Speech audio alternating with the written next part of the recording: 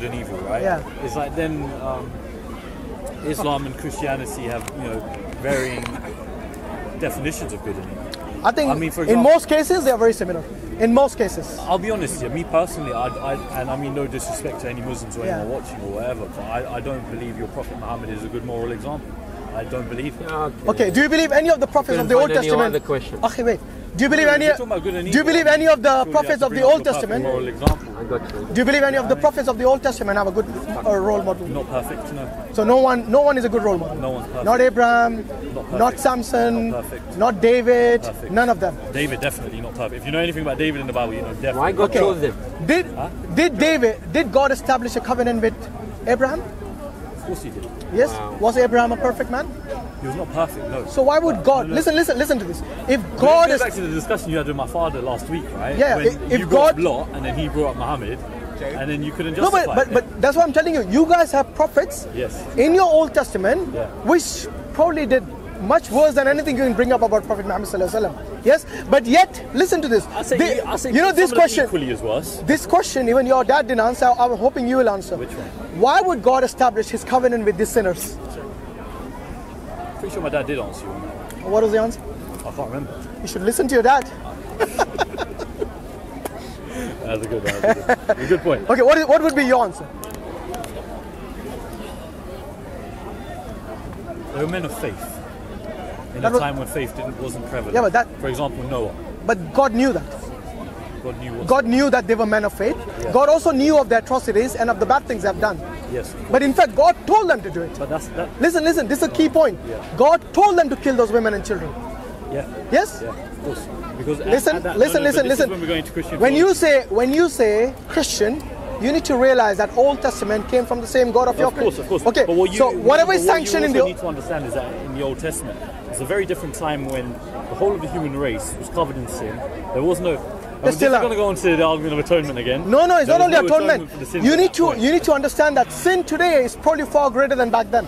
100%. Okay. Well, so after Jesus Christ dying for you, it's got worse. No, I completely take that back. I understand. Not far greater. I'd say sin has been equally as. No, I think it's far greater. With the internet, look what happened with the internet today. The amount of pornography that has spread today. The amount of pornography that has spread today with this mass media, I don't think in the past they had this ability. No. They didn't have this ability. Today at your fingertips, all the sins are there. But then, for example, in previous times, right, we had times when people marrying and having sex with minors was accepted. As your prophet may or may not have done. You mean as? It's still happening now, but it's not as in that case not as culturally acceptable as it used to be. It is in the US. No, listen. Not as widely. By the way, you said culturally acceptable. Was it culturally acceptable back then? In certain cultures, it was culturally acceptable. No, I'm talking about the culture in which Prophet Muhammad and the Jews and other Christians who lived. That doesn't make it morally morally acceptable. Okay, so just because a culture. So let me get this right. Girls in that time used to get married at a very young age. Yes. You're aware of that? 100%. Yes. I'm from India. It happened there as well. Okay. No, but we are not talking about. I'm talking about the Judeo-Christian faith. Yeah. Yes. Mary herself, according to the historians, got pregnant at the age of 12. Was it wrong of God to do it? To make a really young girl pregnant? Was that morally wrong of your God? No. Why? Because it comes in your faith? There's a fairly large difference between the ages of 12 and let's say 6 to 9. No, but it's a 12. Would you allow any of your 12-year-old niece or, I don't know, daughter or anyone to get pregnant? Me personally? Yes. No, I would not. Why? I would not, because there's a 99.9999% probability that is very unlikely that they're either physically or mentally or emotionally capable of doing it. Okay.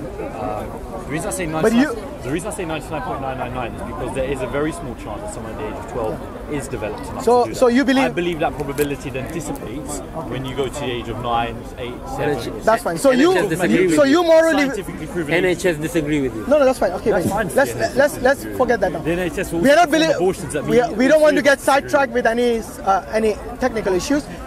As long as you say it is morally wrong, yes, but for your God it wasn't morally wrong. I didn't say it was morally wrong. I said in the majority of cases. Also, it's morally right then. It can be morally right. But in the case of Muhammad it's wrong.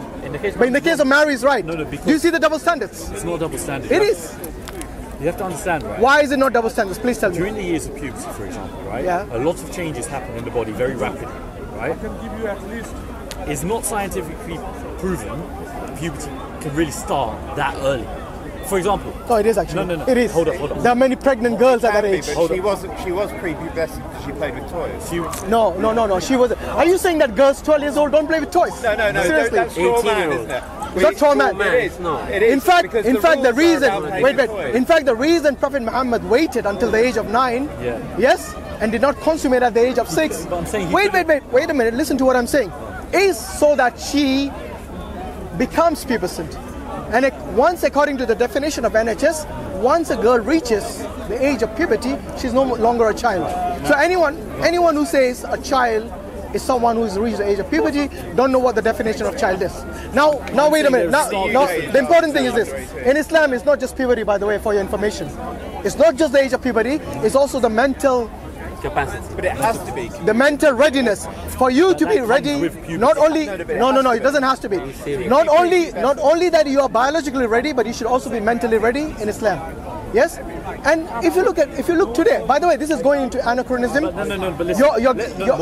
What you're doing is you're getting into anachronistic arguments because at that time, none of Muhammad's own Prophet Muhammad sallallahu alaihi wasallam, his own enemies did not object to it. You know why? Because at that time it was perfectly normal. If you look at the book, Isaac married a 3-year-old according to your Bible. A 3-year-old Isaac. Many of the the Jewish scholars, for them it's okay to get married at the age of 3 and 1 day. Okay, so no point trying to discuss something which is anachronistic, and no point discussing that for married is okay to get pregnant at the age of 12, but for Aisha to get married after she's grown. Actually, you know what Aisha Radhiyallah said? I am a woman. Let me know when you're done. When she got married. I was a woman when I got married. This is Aisha's own testimony. At 6, so she got married. Yeah. Didn't she get married at 6? 100%. Carry on. Didn't she get married at 6? Yes. Now, And this then is- sex at 9. Consummation of marriage at the age of 9. She was a woman at 6 when she got married. Is that what you're saying? She said, And When I then got this is married, the I'm a exact woman. point I was listen to this. Your definition of a woman might be different. I'm just clarifying. You said that when she got married, she's like a woman. Is that at 6? When she got married. when she consummated the marriage, said married. when she consummated the marriage, she knew that she was a woman Now, already. I have a question. Would you agree that a woman should be mentally ready before she is married? Yes. Mentally and physically. 6-year-old. Mentally and physically. 6 when she got married. Or the 12-year-old.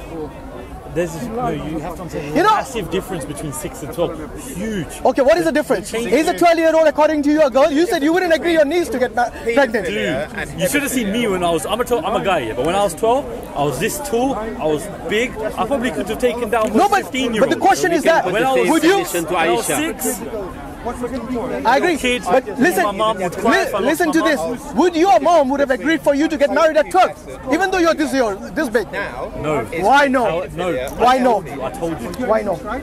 Scientifically speaking, probability-wise, right? The odds of me being ready for marriage or sex at the age of 12. Guys, I'm sorry. You're disturbing the microphone here. The odds of Yes, because we can't hear 4 discussions. The odds yeah? of me being ready for marriage or sex at the age of 12 are far higher than me being ready at the age of 9, and far, far higher than at the age of 6. In fact, I would say it's borderline impossible at the age of 6. Okay. And that is something that we should be able to First agree and foremost, when you say marriage, what is the first thing that comes to your mind? entering into a monogamous relationship for life with a member of the opposite sex. A man and a woman. So basically, you know, you didn't say sex. Why? Why you didn't say sex? Marriage doesn't equal sex. Whatever partner is Exactly. incapable- Thank you very much. But you're saying every question of yours, I agree, every question of yours when it came to Aisha was with regards to sex. No, but Marriage is annulable.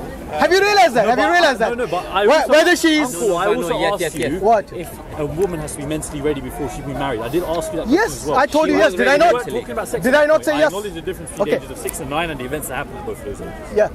For you to understand, what you're doing is you are now getting into anachronistic. You're judging something from 1400 years, the culture of that time, the period. Of course, because Listen. Let me finish. Let me finish my statement. You're judging it by today's standard. Yes, first and foremost, that is wrong. Because at that time, children as young as 14, 15 years old, they used to be the commanders in the army. Can you imagine a teenager today being a commander in the army?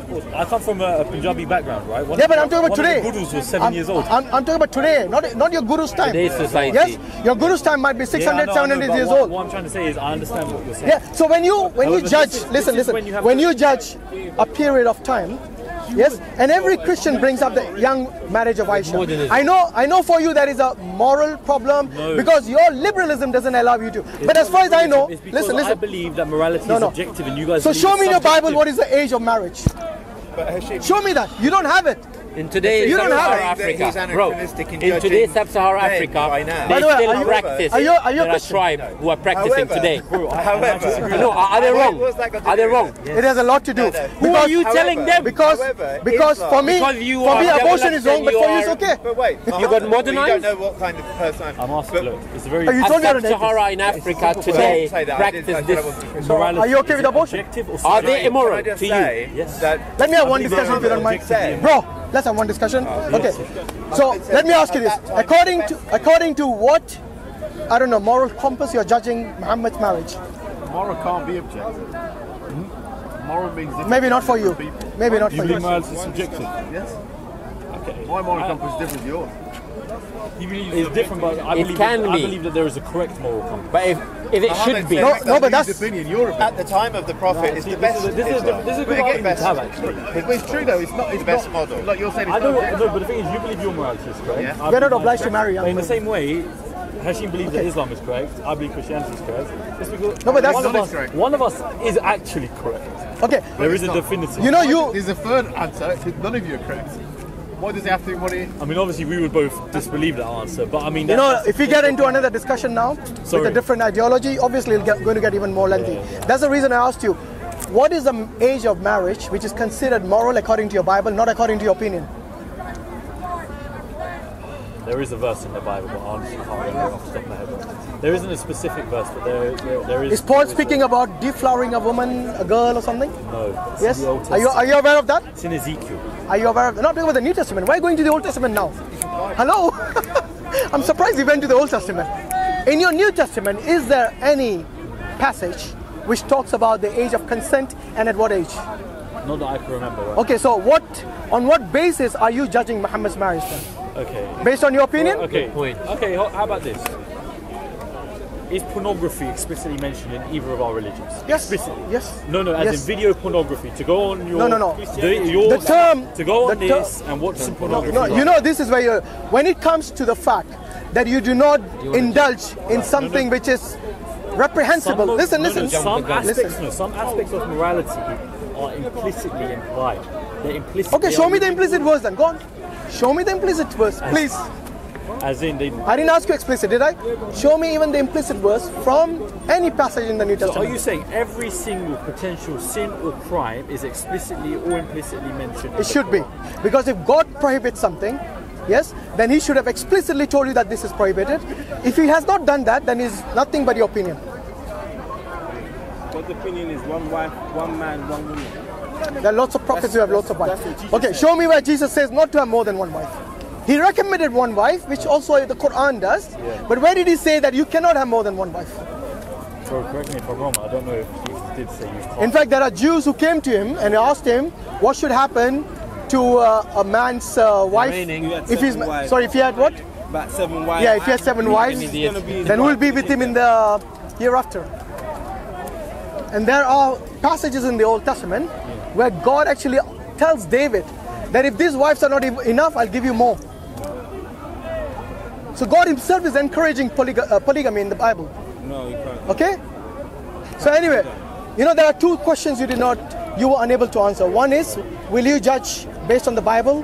And because there is no punishment anywhere in the New Testament, you kept quiet. Second, I asked you about the age of consent of marriage. Those sins are still sins. It's implicitly implied. Because those sins required punishment in the Old Testament. No, but the sin I asked you was was a repeat offender, a serial rapist.